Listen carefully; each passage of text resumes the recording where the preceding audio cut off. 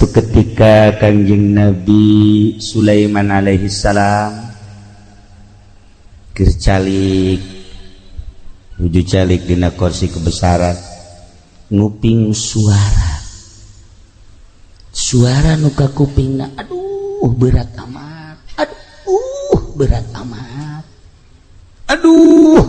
amat, turun Kangjeng Nabi Sulaiman, suara naon sih ieu ka tukang, ternyata horeganan kapangi sirem keur mamawa korma, sirem makan segede sirem, ai korma mah saletik-letik da korma ge tuh korma maka bawa ku sirem, digotong punyana ku opatan, berat cenah berat. Kangjeng Nabi Sulaiman langsung assalamualaikum, salam, caya cek sirem, ieu katu maneh barangnya, oh Tuan Raja, naon maneh berat-beratan, ieu mawa korma teu kabawa, atuh maksakeun teuing. Bawa manuka bawa bae atuh sirem, cek Kangjeng Nabi Sulaiman, ulah mamawa teu kabawa cilaka maneh. Hampura, ku lagi nyaho cek sirem teh. Apal bisa cuman lantaran ieu mah korma pamere ti Gusti Allah, menghargai Gusti Allah. Oh masya Allah, cek Kangjeng Nabi Sulaiman. Pohara tuh mun cacak-cacak lain ti Gusti Allah, mau dibawa kuku lagi lantaran ti Gusti Allah dibawa. Ih hebat maneh. Sakitulah pengalaman abdi cak sirem. Jadi Kangjeng Nabi Sulaiman mah paham bahasa-bahasa makhluk Allah, bahasa iblis, bahasa setan, bahasa jurig, bahasa hewan-hewan, termasuk bahasa-bahasa arwah-arwah nu geus mararaot. Paham Kangjeng Nabi Sulaiman. Masya Allah karim. Lamun urang nyaritakeun tentang para arwah, bacaan geura sejarah Kangjeng Nabi Sulaiman, bacaan sejarah Kangjeng Nabi Ayub alaihi salam, beladieuna bacaan sejarah Kangjeng Nabi Isa alaihi salam, geus puguh Kangjeng Nabi urang Kangjeng Nabi Muhammad sallallahu alaihi wasallam. Cek Kangjeng Nabi Sulaiman, dibawa ke mana kemana? Ke tempat. Ayo bawa ke opatan. Datanglah ke tempatnya. Cek Kangjeng Nabi Sulaiman, ieu korma segede kieu di dahar bakalna beakna sabaraha poe, bulan atau tahun? Can pernah nggak dahar korma segede kieu. Janu geus-geus mah paling ge sangu, paling ge bubuahan ge lah urut si kolot dahar nyeklek eta kukula mah dibawa teh paling sapoe 2 poe 3 poe seep. Hari ieu mah segede kieu mah wallahu a'lam beureun sabulan atau 2 bulan kumaha seepna wae mah tungguan. Di dieu bawakeun ku Kangjeng Nabi Sulaiman korma hiji gede beulah plek diasupkeun ka botol, maneh opatan tah kuari mah ieu diasupkeun ka botol, na ieu korma ieu daharan ku maneh sok geus saseepna engkel mun beak dan jadi ka kaula beak sabulan, beak 2 bulan, beak setahun geus maneh teu kudu usaha dibere deui. Nuhun cek sirem, nuhun asupkeun ka botol, langsung nyana cara ricik opatan di botol teu didahar ngan diisep setik bade mana lapar, henteu lapar mah teu didahar, asal lapar setik disesep. Di sabulan ditinggali ku Kangjeng Nabi Sulaiman kok terobah sih. Masih utuh keneh bae. Tigali deui ku Kangjeng Nabi Sulaiman teh sebulan kemudian 2 bulan 3 jauhan teu robah-robah. Geus 3 bulan. Nah ditanya ku Kangjeng Nabi Sulaiman, "Sireuh, hari ieu korma ti aing kok teu robah sih?" Hampura Tuan Raja. Kula teu wani ngadahar. Pan. Ayo korma nu kamari. Korma nu kamari mah ku kula didahar. Iya moal didahar naon bedana Ari korma nu itu mah menang doa ti Gusti Allah kula usaha dibere ku Gusti Allah pamere Gusti Allah nikmat luar biasa. Ari ieu mah ti anjeun lantaran anjeun sanajan raja tur nabi rasul deui tetep makhluk. Kayakinan kula mah lain ka makhluk jaka Gusti Allah.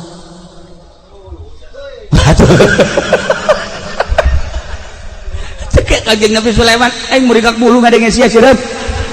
Asana moal aya di Cikarang modal kos kieu. Atuh sia sireup ngelehkeun urang Cikarang goblok sia. Komo Haji Pendi mah diinjak ku sia ieu. Masyaallah sireup. Hampura jak sireup kula teu pernah bergantung ka makhluk lantaran lamun kula bergantung ka makhluk ieu korma ku kula di dahar di mana sae pula neangan di tuan raja hati cek nya teu hayang-hayang teuing. Sebab sagede tuan raja nabi rasul sugih dibandingkeun jeung kakayaan Gusti Allah nanaona mun jadi nyarekan aing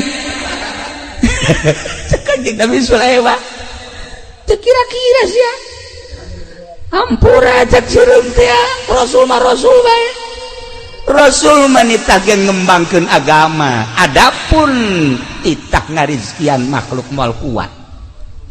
Adapun kita beberean moal kuat sebab non sebab aya hiji bahasa nu lemah moal kuat ngalawan nu kuat nu lemah moal bisa ngalawan anu kuat sagagah-gagahna makhluk bandingkeun jeung kekuatan Gusti Allah lemah nanaona cak sirem roh kula nu Allah awak kula nu Allah hirup kula nu Allah paeh kula nu Allah sagala-gala ge nu Allah na ieu mah kula mendek nganasehatan da sanes ka tuan raja ka Haji Pendi we cek na ieu anu kolot boloon cek na ieu sireup sia nasihatna poha raja sata sireup lantaran kepan kula ge bakal paeh di mana paeh teh masyaallah karim sok inget we ka bahasa tuan pantuan pernah nganasehatan tuan raja ketika salah saurang hamba tuan anu hamba tuan teh kapan meuli hiji imah menta transaksi di hareupeun tuan pantuan pernah nyeun transaksi na teh kapan opat perkara mait meuli imah ti mait anu batasanana aya opat di negara pinuh ku dosa yakni dunia na iyalah batasanana hiji belah kulon batasanana adalah maut belah wetan batasanana kuburan belah kidul batasanana hisab belah kaler batasanana surga atawa neraka kadengin teu ku tuan raja sireup sia mondok di mana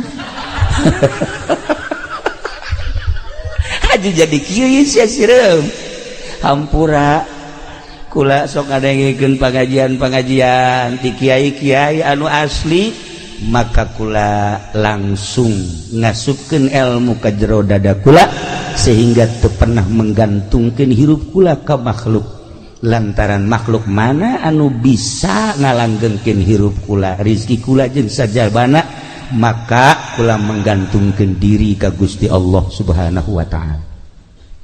Dicokot deui korma ku Kanjeng Nabi Sulaiman. Ngan kadegeun aya teu butuh mah. Kitu cokot euy.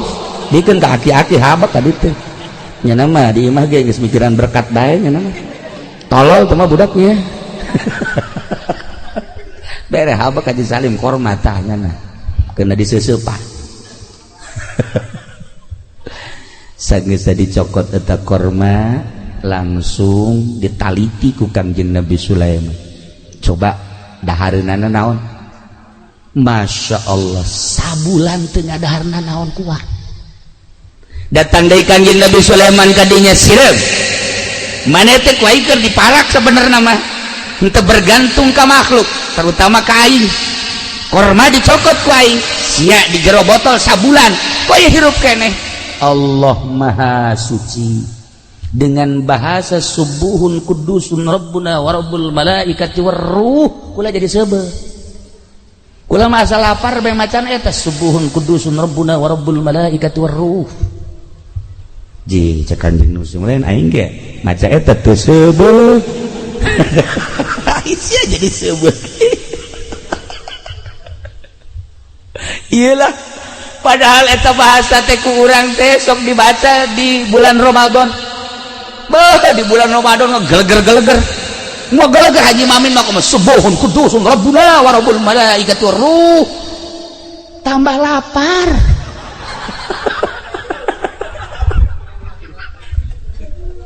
Iya kari. Eta bahasa subuhun kudusun rabbuna wa rabbul malaikati war ruh. Rabbuna wa rabbul malaikat dibaca ku urang. Pangaruh. Bahkan beureun tambah lapar, tambah gering. Baca ku para solihin dampakna beda. Baca ku para aulia Allah dampakna beda. Komo dibaca ku para nabi-nabi Allah. Subuhun kudusun rabbuna wa rabbul malaikati war ruh. Lain bahasa letik-letik. Subuhun maha suci Allah, kudusun maha bersih Allah. Rabbuna pangeran abdi sadaya, wa rabbul malaikah jeung pangeran para malaikat, waruh jeung pangeran ruh, bahkan ruh di manaan ku malaikat Jibril sakapeung waktu. Tah eta bahasa eta di mana-mana jelema endeu tapak ka gunung ku guru diberena eta. Babacaanna subuhun kudusun rabbuna wa rabbul malaikati war ruh. Syekh Zainuddin nu aya di Madura nu 3 tahun teu dahar teh nginum datang ka dibeulit ku akar babacaanna subuhun kudusun rabbuna wa rabbul malaikati war ruh. Syekh Syarif Hidayatullah ketika tapa babacaanna subuhun kudusun rabbuna wa rabbul malaikati war ruh. Syekh Sunan Kalijaga ketika manehanana tapa dibere bacaanna enteng subuhun kudusun rabbuna wa rabbul malaikati war ruh. Jadi pendi tapa subuhun kudusun rupae.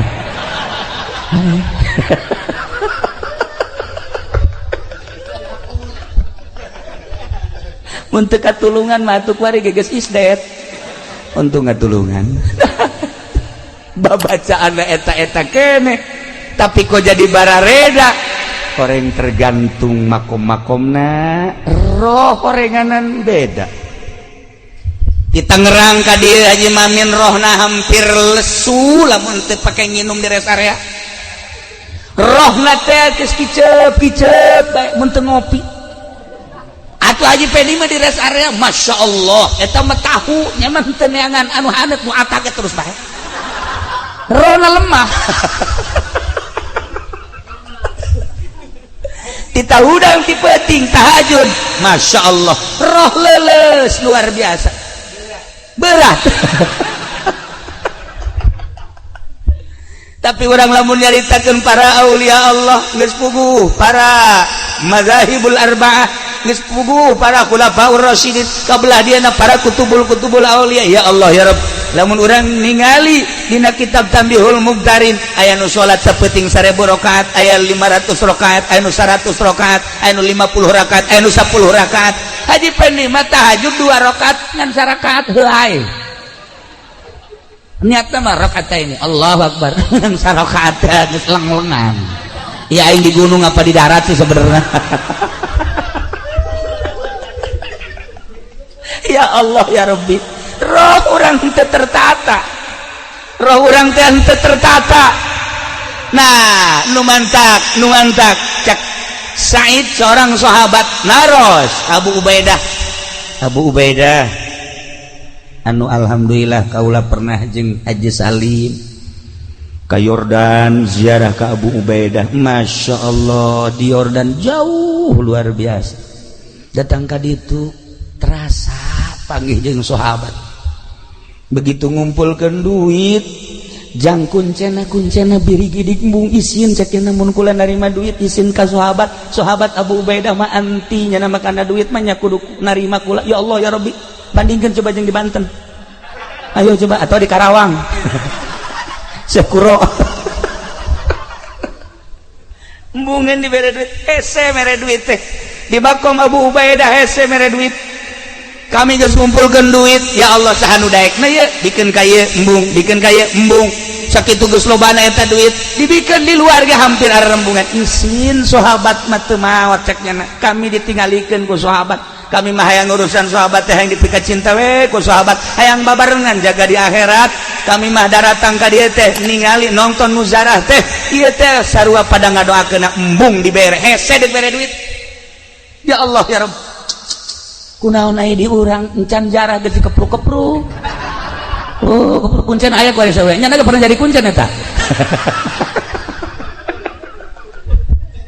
Ayo keur carita perbandingan di ditu jeung di dieu. Ya Allah ya Rabb. Meurigak buluran. Nah, cek Abu Ubaidah. Naon urang ditanyakeun? Kunaon urang ieu embung paeh? Iya tuh babari teh baca. Cek Abu Ubaidah, babari jawabna. Kunaon? Lantaran maneh ngabangun dunia. Ketika nu dibangun dunia, atuh maneh kana dunia ka akhirat embung. Tapi ketika urang ngabangun akhirat, atuh teu betah di dunia.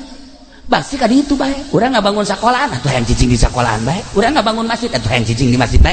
Urang ngabangun imah, atuh hayang cicing di imah bae. Urang kawin jeung nu ngora, atuh hayang di ditu bae. Atuh kitu bae sih cek Abu Ubaidah hese-hese teuing sih. Urang ngabangun kontrakan atuh hayang di dinya bae. Nah, ketika urang ngabangun akhirat, pasti roh urang hayang ka akhirat. Masya Allah, kaharti ku urang bangun akhirat supaya roh urang teh terus we ka akhirat. Sok ge bangun akhirat. Cara ngabangun akhirat fasilitas nu dibikeun ku Gusti Allah ka urang. Sugih jeung embung-embungan ge aya sugih mah bakal sugih bae. Sanajan urang merontah yang sugih, susah mah susah bae. Hayu kajen kumaha ge. Aya jelema di modalan baheula dagang 100 juta ku bapana, menang 2 bulan utang 100 juta. Anu kumaha coba hayu? Bagian sugih mah teu bae. Hi aya deui jelema di modalan kukul aya bae nya aya urang seberang cerik di modalan ngan seukur 500.000 wari geus boga jongkona loba sekian 12 tahun atau 15 tahun ka tukang. Masya Allah luar biasa. Aya geus aya bagian sugih matsugi bae fasilitas nu aya nu dibikeun ka urang segala-galana kudu ditarima. Sugih nang Allah, susah nang Allah, sehat nang Allah, susah nang Allah, gering nang Allah dan lain-lain sebagainya nang Allah kudu tumarima. Naon pamere Allah fasilitas etalah nu kudu digunakeun pake nyebrang ti dunia ke akhirat. Sakitu sok gerage. Mata ketika Kangjeng Nabi Ibrahim alaihi salam diangkat jadi Khalilullah, protes kabeh. Protes. Kangjeng Nabi Ibrahim teh kapan tukang nyuguhan tamu nya. Antara Suriah Mesir dijieun pos-pos pedagang-pedagang melewati pos jana kudu dahar bae. Antara Suriah Mekah nyieun pos-pos paranti nyuguhan. Moal bisa nyuguhan atau pangkat Haji Pendi mah jajangnya lagi hararese. Atuh pan sugih berarti Kanjeng Nabi Sulaiman umatak bisa nyuguhan teh. Nah, lamun hayang nyaho kasugihan Kanjeng Nabi Ibrahim gitu. Kasugihan Kanjeng Nabi Ibrahim heulanan anu tertera dina riwayat embena nu aya di gunung 15.000 embe. Eta nu aya di gunung 15.000 embe. Onta 15.000 onta. Sapi 15.000 sapi. Sugan urang mah Kanjeng Nabi Ibrahim teh susah. Sugih. Matak jada mas nyuguhan ndek pake nyuguhan naon aya susah. Ndek pake nyuguhan. Assalamualaikum Haji Pendi. Waalaikumsalam. Ieu kula can dahar sarua jeung aing. Ndek kumaha nyuguhanana. Tapi lamun ka Haji Salim, waalaikumsalam. Ieu kula can dahar. Dahar di dapur sia sadaekna sia. Jeung piring-piring ngabawa ku sia. Kan ngeunaheun. Datang ka Haji. Heh kalau tolol budak. Datang ke Haji Jari. Waalaikumsalam. Kula can dahar ya. Dahar ayo sadaekna sia. Berkat bila perlu. Balik bungkus ku sia. Kan ngeunaheun. Coba ka Haji Pendi. Waalaikumsalam can dahar. Aduh sarua. Nah, ikir carita Kanjeng Nabi Ibrahim teh sugih. Begitu diangkat jadi khalili, cak Gusti Allah, anta khalili ya Ibrahim. Protes, setan protes. Boro-boro setan, malaikat protes. Malaikat kabeh protes demo. Ya Allah ya Rabb, masa si nu sugih jadi kakasih Tuhan? Teka harti ku mah. Nu sugih jadi kakasih Tuhan teka harti kajian ku kumaha ge. Biasalah mah nu susah. Anu geus teu hayangeun kana dunya. Hehe, cek Gusti Allah. Urusan hayang jeung teu hayang lain, urusan boga jeung teu boga. Tapi ta'alluqna dunya, ta'alluqna hate kana dunya. Ai maneh kumaha malaikat? Teu biasana we waliullah anu sok di guha bae, waliullah anu sok di gunung bae, waliullah anu sok di imah teu boga naon. Ih, maneh meningali nangan sabelah mata. Nu seja nu sugih. Loba nu ku aing diangkat jadi khalil, jadi kekasih. Ente kula mah protes teu senang lamun Ibrahim dijadikeun kakasih Tuhan. Aya nu leuwih hebat tibatan eta sebab kula neula cek malaikat di gunung 15.000 embe, 15.000 onta, 15.000 sapi. Jibril cek Gusti Allah nun Gusti cek ka Khalilan Ibrahim cek kemana mangga Gusti datangkan Nabi malaikat Jibril alaihissalam ngarupa manusia pas kanjeng Nabi Ibrahim keur mujurna di gunung Maraban ilu Maraban zahirna doang hati nama Allah aja ini mah pandagang teh zahiron wa batinan kanjeng Nabi Ibrahim atun ente pernah dihitung sama nu hitungannya batur ente pernah nikah hayang batur sama kanjeng Ibrahim aya eueuh kumaha Gusti Allah teu jawab kanjeng Nabi Assalamualaikum Waalaikumsalam nah anjeun di mana ya abdi hamba Gusti di mana hamba Gusti we naon ka dieu subuhun kudusun rabbuna wa rabbul malaikati war ruh lain deui mah ieu lain deui aya naon ieu kula mah sakieu hungkul ieu embe jumlahna cek masyarakat nu nyaho 15.000 kula hayang seperti luna bae cokot cek Kanjeng Nabi Ibrahim cokot berarti mana hayang 5.000 bawa kabeh 5.000 ayat tukang ngangona hadam 5.000 embe gerak bikin tak ke jelema ieu malaikat Jibril pohara we wakadi ditongton ku malaikat Masya Allah malaikat geus hidup ya Allah orang mementa boro-boro menta karung 1.000 ka Haji Pendi menta 5 bae kudu mayar bae can orang gratis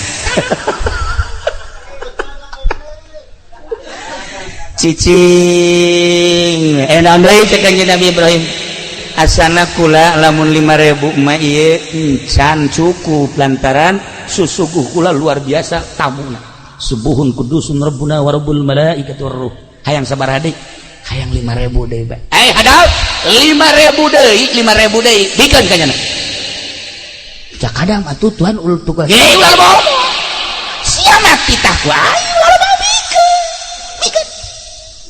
bikeun cak hadam ambo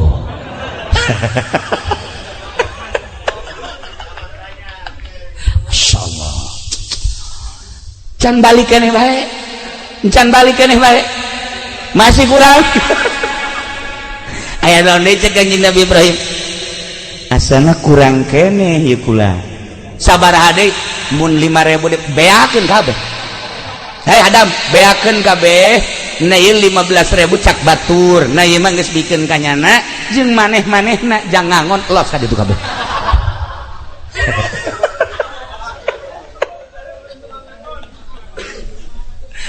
geus cek Kanjeng Nabi Ibrahim teh jeung beak teh ieu embena 15.000 ge cak batur kemudian teh tukang ngangona hayang hiji hayang dua hayang tilu loba keneh tukang ngangona sok bikeun ka ditu kabeh tinggal malaikat Jibril we pan aing mah malaikat aing embe dek dikuwahakeun aing pada arti lok jual embung aduh dikuwah dijurukeun ku Kanjeng nyana ditongton ku malaikat cek malaikat di langit Jibril gerak ngarupa Jibril maneh satungtung ngarupa malaikat jelema maneh atuh titah idit bawa embe jak naon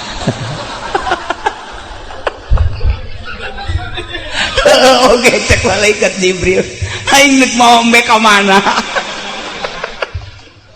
aya geus dah ngarupa langsung set subuhun kudus eta bahasana bahasa subuhun mentak lain lalagaan eta wiridan teh mentak lamun dipake ku urang bahasa malaikat Jibril eta subuhun kudusun dibaca ku urang Masya Allah karim loba anu geus kataekan naik mobil ya lamun kurang dibaca subuhun kudusun rabbuna wa rabbul malaikati war ruh dibaca terus bisa jadi cepet ieu mah kula mah kamari betah mudik ieu jeung Pak Haji Salim ya kula lalaunan maca padahal mah teu dihusu-husu henteu tuh sia teh bohong sia mah sok aju turuti tolong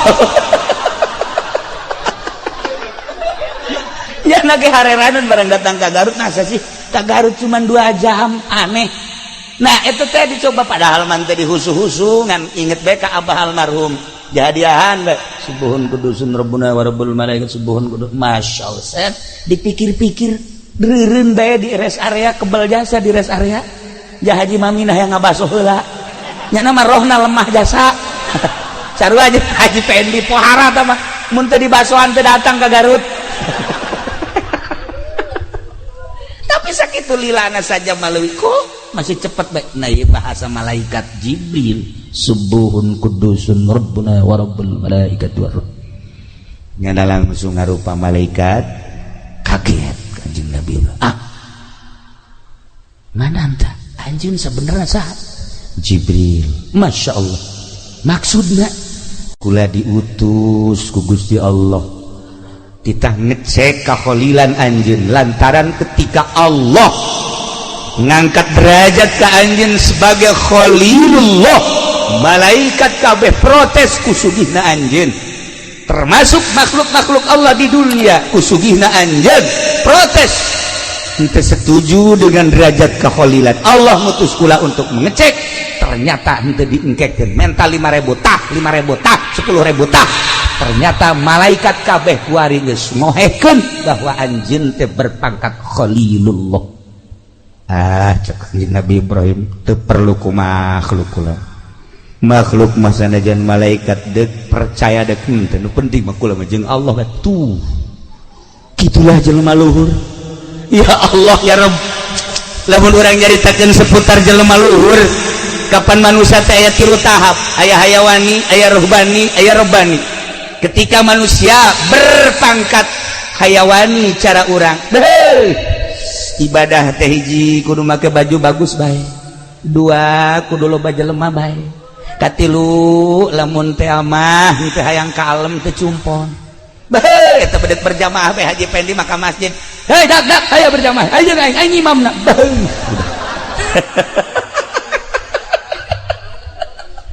iyalah eta ibadah nu pangkat hayawan ieu mah diragukeun asup sorgana nu kos ieu mah nomor kedua berpangkat ruhbani ieu mah geus naek ka pangkat sholihin ruhbaniyah nya nama loba jelema sakitu sepi sakitu baju bagus sakitu baju goreng sakitu seubeuh sakitu lapar sakitu iyalah disebut da pangkat sholihin wah istimewa ieu mah rohbani nomor katilu mah robbani robbani mah malaikat di neraka neangannya teu kapanggih malaikat zabaniyah neangan manehanana teu kapanggih terus bae malaikat neangan saha maneh ieu pulan anu robbani teu kapanggih jeung dikanarakakeun teh hese usul malaikat zabaniyah ka malaikat ridwan aya henteu pulan kugu aing ge neangan ieu di sorga teu kapanggih ku aing teh diasupkeun ka sorga diteangan ku aing di mahsyar teu kapanggih ahli neraka malaikat neangannya teu kapanggih ahli sorga hasil sorga malaikat ridwan neangannya teu kapanggih di mana tah si jelema usulnya lah ka Gusti Allah ya Allah ya Rabb ieu catatanana geus aya di dieu tah jelema mah tapi ieu di neraka eueuh di sorga eueuh di mana ayana cek Gusti Allah panjenengan mah pangkat teh rebani atuh kumaha aing bae sia urusan ada tuh main bae eta matak ayo di Jakarta toko rebani cangcut malulu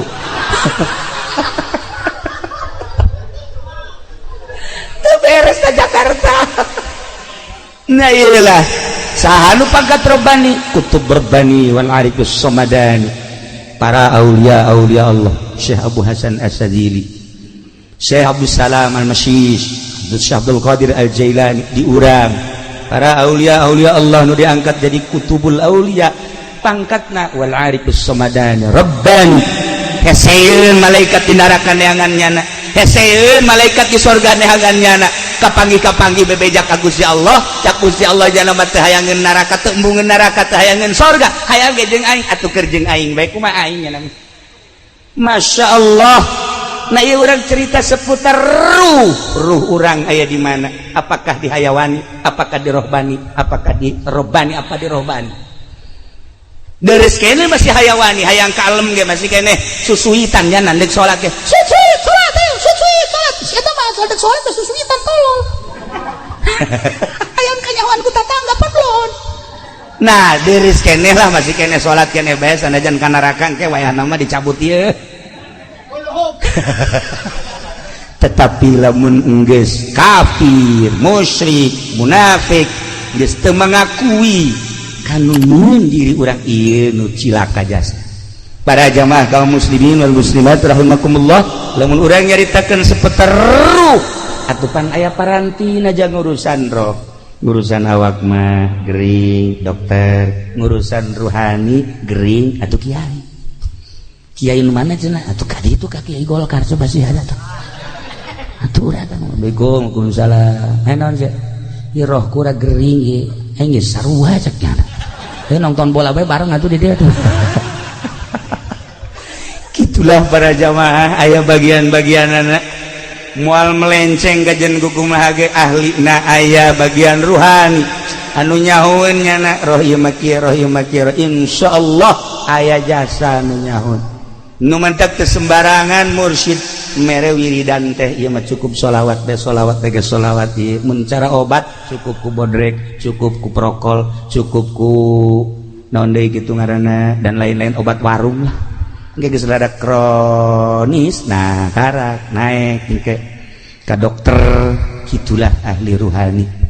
Jadi kesimpulanna mah awak urang mah jasad ketika roh geus kaluar digotong dikubur seminggu 2 minggu buka ku urang getih nanah geus eueuh nanaon sebulan 2 bulan tulang taleng geus hargaan nu kuari di mama-mama di buya-buya isuk pageto mah dilatungan nu kuari di komandan-komandan isuk pageto hiledan nu kuari dipoles ku urang boh awewe mah moal ke timimiti putih koneng hidung wah para jasa isuk pageto beak pokona mah kajen kumaha jadi kebanggaan ayeuna ludes di jero kubur ruh urang anu baheula Allah nyarios wa nafakhtu fihi mir ruh mantak aslina awak urang aslina jasad urang mah lain awak wa amma haqiqatuka fahiya mutawariyatun khalfal izdiwaj panjang mun urang nyaritakeun ruh jeung di diri urang aya ruh bakal nikmat urang menyaritakeun ruh bakal nyaho urang ka makom manusia anu boga makom boga hal pangkat-pangkat manusia kateropong ku ahlina urang mangan sakadar nyaritakeun tur paling geh urang mangan sakadar cinta ka ahli Allah subhanahu wa ta'ala wa adnan nasib at-tasdiq wa taslim panghandapna bagian kewalian tentang ruhani geus bae urang mah pasrah jeung percaya sebab naon urang nyaritakeun tentang zuhud nyaritakeun tentang riyadhah nyaritakeun tentang mujahadah ngan sakadar di bibir ngalaksanakeunana mah hesena luar biasa mun tadi dicaritakeun seputar sireum urusanana zuhud seputar Kangjeng Nabi Ibrahim urusanana zuhud urang menyaritakeun Kangjeng Nabi urang kazuhudanana muringgak bulu ketika seluruh batu nu aya di Mekah seluruh batu nu aya di Madinah wakila seluruh batu nu aya di jalan-jalan cai Gusti Allah dek dijadikeun mutiara sok keur anjeun Muhammad Kanjeng Nabi Muhammad ngalengis teu hayang abdi mah mutiara hayang ge abdi mah caket sareng Gusti bae umat abdi ge ulah dibere nu kos kararitu cukup deket jeung Gusti dunia nu bakal ditinggalkeun eueuh hartina dibandingkeun jeung akhirat sakitu Gusti Allah teh geus urang kuari mah tumariman mah naon pamere Gusti Allah keur sugihna pake ka akhirat susahna pake ka akhirat sehatna pake ka akhirat geuringna pake ka akhirat ilmu pake ka akhirat derajat pake ka akhirat pikiran pake ka akhirat wawasan pake ka akhirat bangunlah akhirat abeh urang